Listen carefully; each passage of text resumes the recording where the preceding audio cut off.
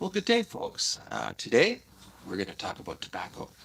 And on this table here, we have tobacco in all of its various forms. Tobacco, like any plant, has many different stages and moves from one to the next.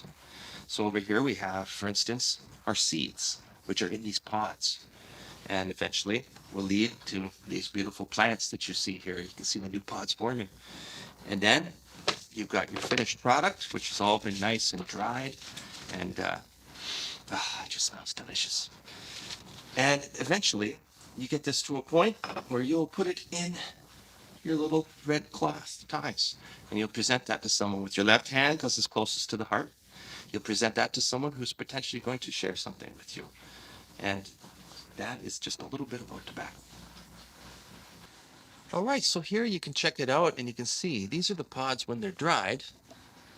Now, of course, you see the difference. These are green because they're still very much alive. They're just forming their seeds.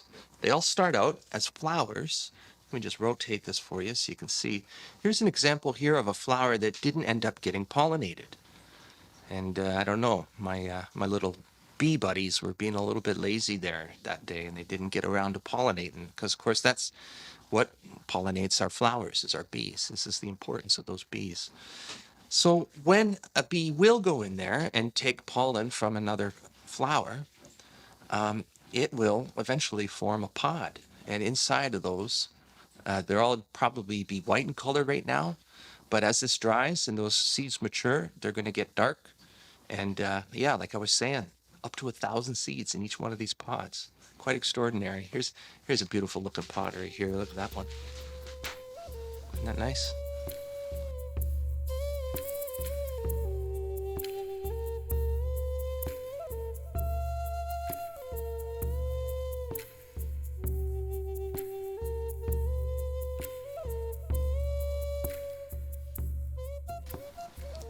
So here's more. Oh, look at all the seeds in that one. Oh, yeah, this one didn't dump already. Look at all those seeds coming out. So many. Now, a fascinating thing, this will blow your minds. Fascinating thing about these particular seeds is these come from a traditional indigenous tobacco from the area here. And believe it or not, these seeds are from a centuries-old prayer bundle. The seeds originally were preserved in a beeswax. Now, these seeds are supposed to, grow year after year. So they're not typically designed to last very long, but preserved in this beeswax where bacteria and dryness can't affect them. They can last for many, many years. And that is, in fact, where these particular seeds, where this particular plant comes from. A centuries old prayer bundle where these seeds were found preserved in beeswax. And I traded for them at a powwow where we had our booth. My wife and I and our family, we have a booth usually at powwows where we get to sell our wares and such. And yeah, this fella came around with these little seedlings and he told me the story of the seeds, and I was like, I absolutely have to have some of those. So I traded some of my things on my table for some of these plants and have been propagating them and given a lot of these little plants. I start so many more than I need every year so that I could share with the community. And now this seed is, which some of these seeds and some of these breeds of tobacco could possibly have been dormant and not really growing on the planet for many, many years, or because they've been so changed to be used for tobacco companies and to increase yield and these sorts of things. But this was very much kept the original pure indigenous form right here. So that's very cool.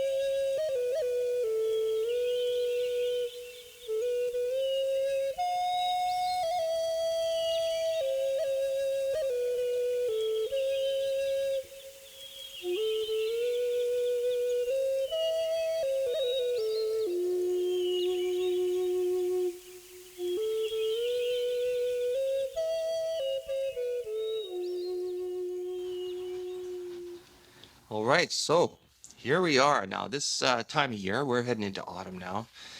So I've already kind of snapped a bunch of leaves off this. Some of the, as they grow large, you begin to snap them off when they just start to turn yellow. Now, I'll show you an example here. Here's a guy here. He's just starting to yellow. They're usually a very nice, like a medium green color when they're, you don't want to pick them at that time because they'll be a little bit too green. But this guy's starting to turn yellow, so he's ready. So you just grab him at the base of the stalk, and you just pull that off. Oh, he's on there tough. There we go. So all you would do is you would take this leaf and you would hang it. So sometimes what I do is I take a needle and thread with some fishing line or something. And I'll just poke it through the stem and I hang them under the eave. It's important that these are exposed to the elements. I know that that seems counterintuitive, and usually we're trying to hide things from the elements, but with the traditional drying method for traditional tobacco, you want them to be cold and hot and cold and hot and damp and dry. It adds to the natural fermentation process, which is what eventually gets it to this form here. And this is all just like perfectly dried. You can see that it is very dry and brown to the touch. This is how it changes in color. But also, as you can notice, I can bend it. So it's not so dry that it's like a crispy fried critter and just kind of crumbling in your hands, You just want it to be that nice, sort of just right amount of moisture. And when they get nice and dry to this point, I will store them in a brown paper bag. Why paper? Well, that's important. It's because I want the air to be able to get at it a little bit. And if I were to store it in plastic, I may be susceptible potentially to certain types of mold and that such stuff. And you don't want that. Otherwise, you lose your crop. So this is last year's crop. And sooner or later, this year's crop will be looking just about the same.